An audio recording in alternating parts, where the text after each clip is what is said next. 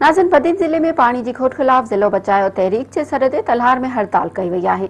उन हवाले से तफ़सील बुधाई रहा है मेराठी जो रिपोर्टर अवेस मल्हा। जी अवेस, छा तफ़सील आहिनि?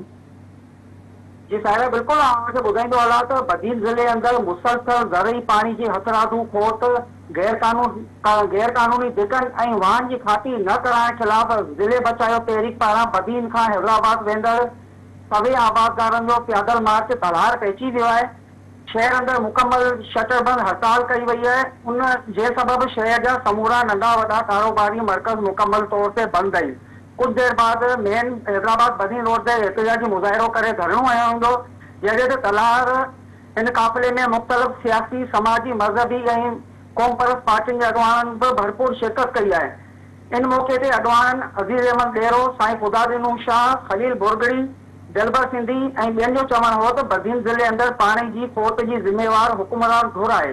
पाणी जी खोट सबब हज़ार एकड़ ज़मीनूं बंजर बणिजी वयूं आहिनि, जे सबब हितां जे आबादगारनि खे करोड़े रुपयनि जो नुक़सान थी रहियो आहे। हारी तोड़े मज़दूर तबिको सख़्त मुश्किलातुनि खे मुंहुं ॾेई रहियो आहे। हिननि जो वधीक चवणु हो त हू 14 तारीख़ ते हैदराबाद सीधा ऑफिस ॾाढो धरणो हयो वेंदो, जेसीं ताईं बदीन ज़िले अंदर पाणी जी हथरादू खोट ख़त्म करे गैर कानूनी धिका हटाए वाहन की खाती न कराई वेंदी, तेसीं ताईं हिननि जो एहतजाज ऐं धरणो जारी रहंदो। जी अवेस, अवां जी मेहरबानी।